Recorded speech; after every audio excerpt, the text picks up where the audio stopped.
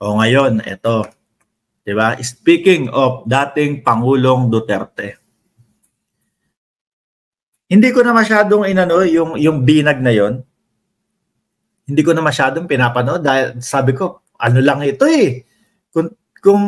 Kumbaga ho, mga kababayan, parang tignan nyo si Morales.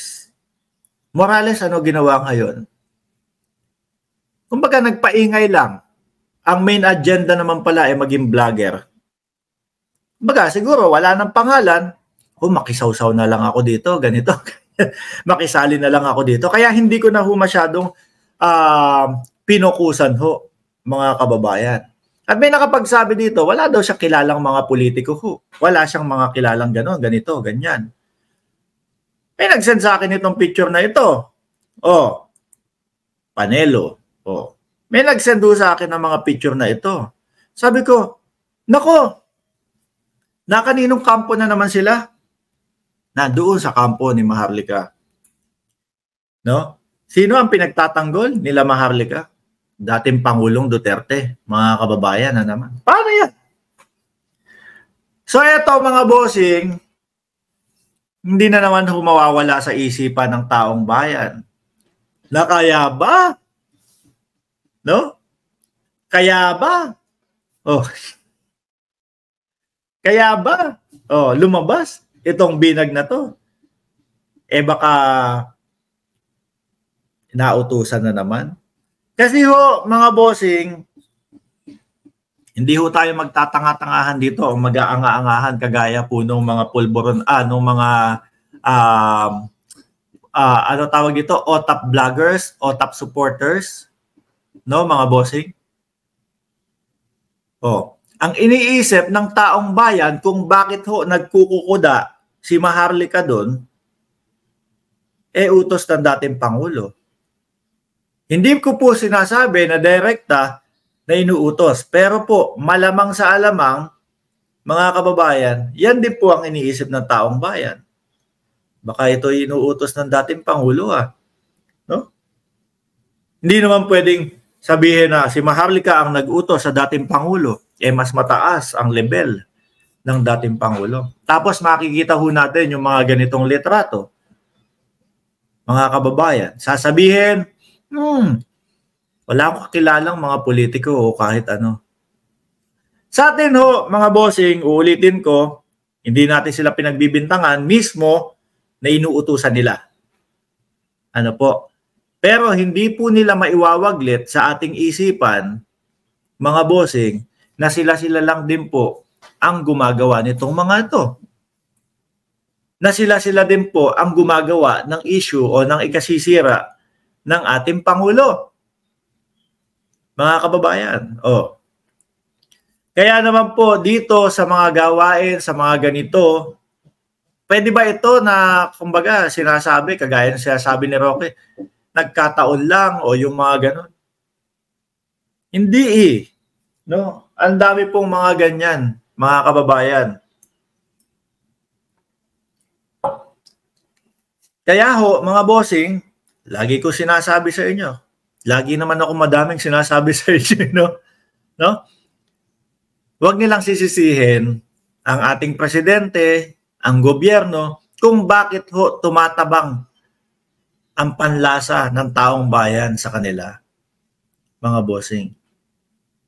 Panay ho, paninira. Tapos ano ang gagawin? Ang gagawin nila, magpa-hair follicle na ang Pangulo. Ganyan. Hindi nyo nga mapatunayan Ano naman ito? May USB naman?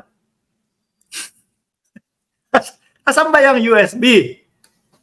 Ano po? Madami silang mga Madami. May pulburon video, ilang buwan, ilang taon bago inilabas yung pulburon video na yon, mga bossing. Anak ng tinapa, yun lang pala ang ipapakita sa atin. Sabi ko, yun na yun. Hindi pa ginawa ng tama, hindi pa ginawa na talagang yung mahihirapan tayong i-analyze. Sino ba talaga to? No? Si BBM ba talaga to? Kasi hawig na hawig. Hindi ho Unang tingin mo pa lang, matatawa ka na O tapos ito, may ganyan naman po, mga kababayan. May ganyan naman po, mga kababayan. Ako ho simple lang mga bossing. Napakasimple lang ho. Pagkatapos, pag hindi nila napatunayan o hindi na naman po kumagat ang taong bayan dito sa paninira nila, mga kababayan, ang ending po nito, nung babae, hindi ko naman po kilala eh. Ang ending po niyan, vlogger din ho yan. Ang ending ho niyan, mga kababayan, biglang, welcome to my YouTube channel. Ganun lang din ho yan, mga boss. No? Gamitan lang sila. Gamitin yung issue. O since naman, pwedeng makisakay kay Maharlika, makigamit na. Tapos pagkatapos nung issue, hindi na patunayan, walang nangyari, mga bossing, welcome to my YouTube channel. Ang dami palang palipad dito. Ganyan na din ho yan, mga boss. Tingnan nyo ho si Morales. Kaya lang, Morales, na-stuck na ho doon sa PIDEA leak na yan. Wala nang alam eh. Di ba? Wala na hong ibang ibang topic si Morales. Tingnan nyo, yung EDSA na sinasabi nila, punta ng EDSA.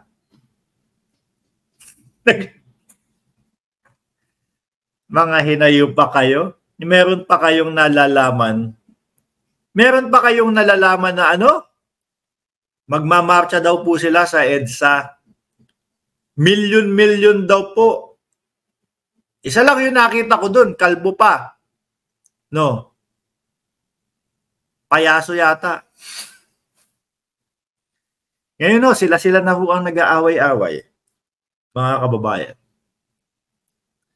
Sila na ho ang nag-aaway-away. Bakit? Hindi ho tugma yung kanilang mga ipinaglalaban eh. Iba-iba ho. Di ho ba? Pagka may perang involved, mahirap po yan. Magkakaaway-away ho talaga yan, mga kababayan. Uulitin ko ho. Hindi ko direktang sinasabi ni utos. Hindi ko ho direktang sinasabi na utos ng dating Pangulo to. Pero kung ganito ho, ang mga makikita natin, mga kababayan, hindi ho nila mawawaglit na isipin ho natin, na nanggagaling kay dating Pangulong Duterte ang utos na mga ganyan, mga paninira. Dahil po, simula naman na mausog, nung maisog, nung mautog nila, unang-unang bumanat ng kasinungalingan ho doon ang dating Pangulong Duterte. Di ho ba? Unang bumanat, unang banat niya? May bangag tayong presidente. Ano pa yung isa? Nasa listahan daw po ng PIDEA leak ang ating presidente, mga kababayan. Hindi kayo nahihiya doon sa mga sinasabi ninyo? Tapos po, yung iba't ibang ahensya, kasama na po yung PIDEA, sinasabi, wala akong ganyan. Tapos ano ang ipambabala nyo sa taong bayan? Sasabihin nyo sa taong bayan, sino ba boss nila? Si Marcos Jr. Kaya daw bumabaliktad yung iba't ibang ahensya ng ating gobyerno, mga bossing. Di ho ba nakakatawa yung mga ganong dahilan ho? Lahat na po yata gusto nila ipamukha nila. Tingnan mo, ang gobyerno ngayon ay kalaban ng taong bayan. Di ho ba? Pero kung makikita nyo ho, ang hakbang ng ating gobyerno kay Kibs, ano po yung kalaban ni Kibs, ni Kibuloy, mga kababayan? Mga simpleng mamamayan. Maliliit na tao ho. Nabibigyan ho ng karapatan. Nabibigyan ho ng pantay na laban. Mga bossing. Yan lang yun eh. Tapos pagmumukain nila na ang gobyerno ay kalaban ng sambayanang Pilipino. Di wow. Ay nako.